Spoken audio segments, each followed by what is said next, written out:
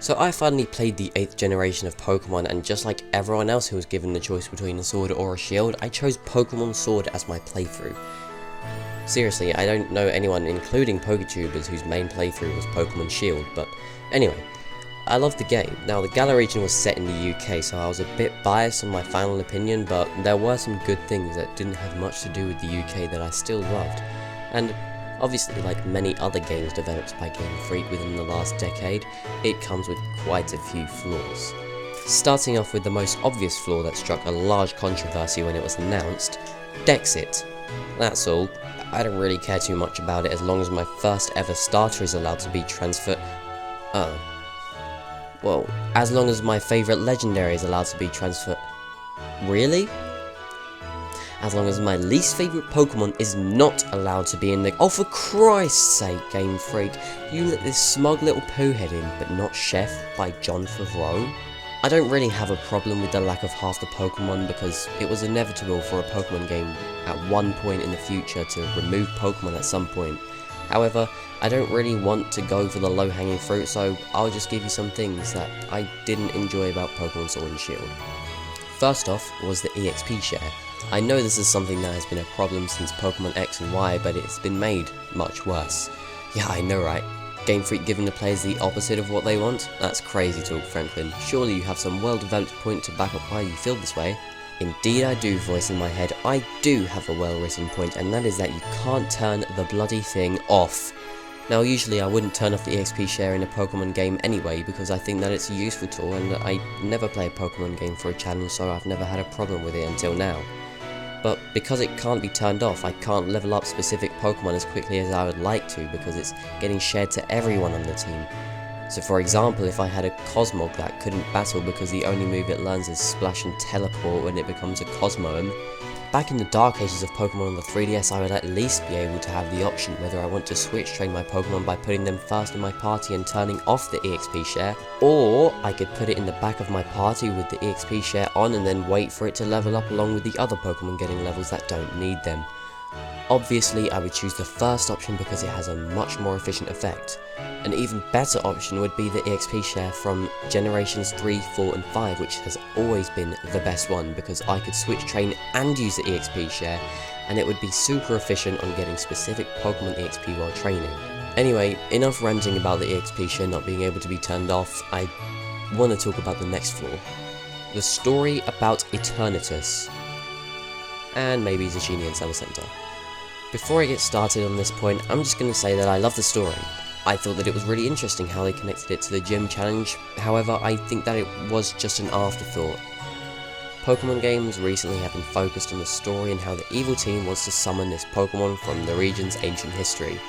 However, because there was no evil team, unless you count Team Yell, but I don't really count them because they weren't really an evil team but rather a bunch of Sims, they couldn't really develop the cinematic story that just started existing towards the end of the game before facing a champion. When they revealed that there was another legendary Pokemon, I was like, cool, what's it called? And Oleana, if that's how you pronounce her name, was just like, Eternatus, and I was like, the hell was she talking about? But there weren't any dialogue options, so I just had to pretend to know what that was. Obviously I managed to put 2 and 2 together and eventually figured out that Eternatus caused the darkest day and has been sleeping ever since until now where history is repeating itself. However, they kinda hid it a bit too much for it to be a surprise during the reveal, and when she said it, we were assumed to know what the hell she's on about. I think if they wanted the story about a big threat to the Galar region to make sense, then throughout the region they should have had the ruins mention something that caused the darkest day, or that maybe some urban legends that mention that the thing that caused the darkest day was a Pokemon and it was hidden in Hammerlock or something. Or at least some sort of foreshadowing, because it seemed like it didn't fit. Also, we don't actually get to know anything about Eternatus, we just know that it caused the darkest day. How it does that? We don't know. Where it came from? We still don't know. I really enjoyed how the lore behind the box legendaries wasn't this thing that had anything to do with the evil team, and that they were just these things that only the common person would know about from stories passed down from generations.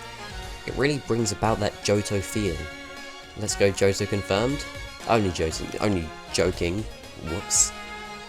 The post-game story about Swordwood and Shieldbert was yet another afterthought, but considering it is the post-game, I can give it a bit of slack. The two celebrities that showed up were really annoying and made no sense. They were trying to bring back the royal family that apparently existed, but I wasn't too sure who they were. They kept claiming that Sonia's discoveries about the darkest day were lies, and it wasn't really made clear whether they were or not, and I was also speculating whether they were actually descendants of the two kings during the darkest day, and if they were, then why weren't they still kings, and what were they even famous for?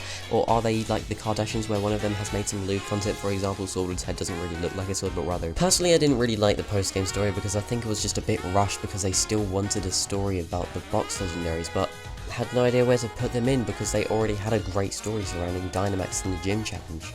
I remember reading a post on r/Pokemon and I understand it a lot more now that I've played Pokemon Sword, and the title said, "Legendary Pokemon need to stop being the game and start being a part of the game again." I was hoping that when we weren't battling Zacian and Zamazenta, that during the main story they would at least be a Pokemon that I would go and find in the post game and then challenge them, but instead there was this whole extra story with brand new poorly developed characters, and when we battled the box legendaries, I had no reason of losing it because it would just let me re-challenge them straight after I defeated it. And I thought that defeated the purpose of having only one chance to catch a legendary Pokemon. Even with Eternatus, we had to catch it, and that ruined the whole legendary status of the Pokemon. Moving on to the good stuff about the game, we start off with the rivals. Hop, despite being annoying at the beginning of the game, was still a really great character. Unlike previous rivals, he wasn't just trying to beat you due to the fact that you're both trainers. I enjoyed how we were already friends beforehand, which reminds me of my favourite Pokemon rivals from previous generations. And I also felt bad for him because we were always one step ahead of him when it came to being the strongest, so when he kept saying that he wanted to defeat the champion, who also happens to be his brother, I kept thinking that I should just let him win, but I know that I can't lose, because unfortunately, the world revolves around me and not you, Hop. And he got upset as well because Bede insulted his family, because Bede won their battle, and speaking of Bede, he was quite the opposite of Hop, which made me enjoy the game even more. Bede was that character who was always one step ahead of you and didn't want to battle you because you were too weak for him, so he chose to battle you just so that you would stop pestering him. However, he always lost, but that didn't stop him from being an absolute poo-poo head, because he would blame his loss on how he wasn't trying, which we all know that he was, but this guy was still thinking he was the best no matter how many times he lost. He was rude throughout the story, and when he lost his gym challenger status, I didn't feel bad for him because I was like, haha, you get what you deserve. He was also Chairman Rose's stepson, which reminded me of yet another rival, and that is why Bede is my favourite rival in Pokemon Sword and Shield. Wait a minute, what's that sound? Oi bruv, what you saying? It's Team Yell! Oi bruv, what you saying? Sorry mate, I was just talking about my favourite rivals in Pokemon. Nah fam, you know what you really did. Nope. You didn't even talk about the Queen. Wait, so there is royalty in the Galar region? Oh yeah bruv, the Queen of Spikemuth is none other than Marnie. Oh, right. I forgot about her. Right, listen here mate, you can't just talk about your rivals and not about the one that kept beating you in all your battles. Oh, no, because as far as I know, I won all the battles. Hey, nah fam, they were rigged, just like this review innit? This review isn't rigged. Oh yeah? Prove it. Well, first of all, Marnie wasn't the best rival of them all. Told you it was rigged. Let me get to it, bruv. Oh, you're talking our language now, I see how it is. Just be quiet or I will get all my little fairies and they'll stop you existing. Alright mate. Oh sorry.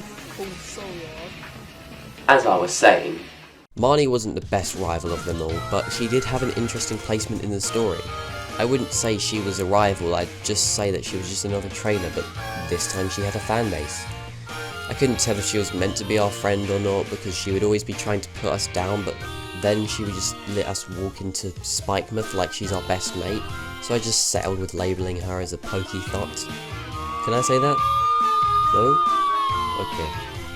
Basically, she has loads of people simping for her for no reason, as if she was some sort of Pokemon or Belle Delphine. I found it funny how much Team Yell was simping, but I thought that when I met Marnie straight after Team Yell, that the whole backstory behind them was lost instantly because I already know who was behind them. But I suppose they weren't the main threat, but if they were, it would have been quite funny because they were doing it all for Marnie. So final opinions on Marnie, not bad, but there's a lot of room for improvement with her character. My final thoughts on the rivals as a whole, brilliant. compared to recent games, mainly because of Bede, but they still had characters that were similar to both old rivals like May, Blue and Barry, and new rivals like Gladion and Hal.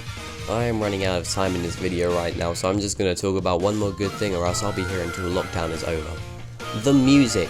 Overall, the best part about this game, much like it has been for the past 2 generations, excluding Let's Go, but that's a story for another day, I loved how the battle music was all over the place, unlike in any other Pokemon game where it has a straight melody, usually played on one instrument throughout the whole theme, but Sword and Shield threw that straight the hell out the window. They engineered music in this game better than they have ever done before. Seriously, what other video game uses howling as an instrument? Exactly, none. And it's not just the battle music, the town and route music also has some genius tracks playing. And I liked how the leitmotif that represents Galar in a number of cities like Motostoke and Wyndon was inspired by a game that's older than me.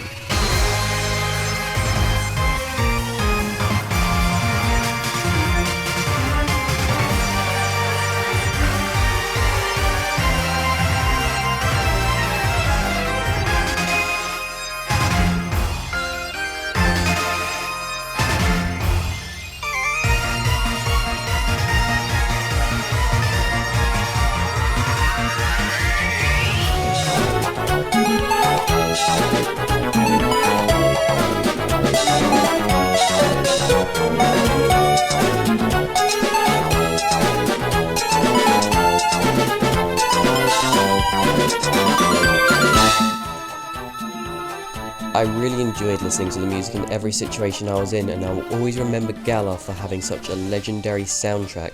Like the gym battle theme, which I would play, but there's multiple different parts for different scenarios, which by itself was genius. So I'll just play my favourite part, which is when the gym leader is on their last Pokemon.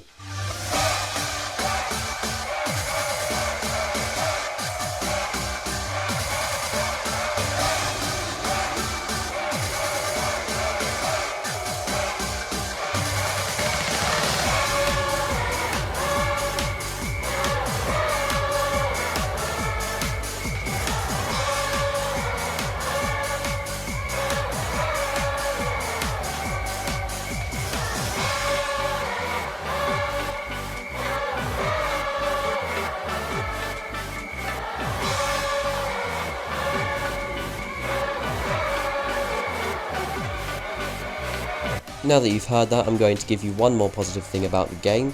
It's set in the UK, so my final rating for the game is 10 out of 10. Thanks for watching, bye.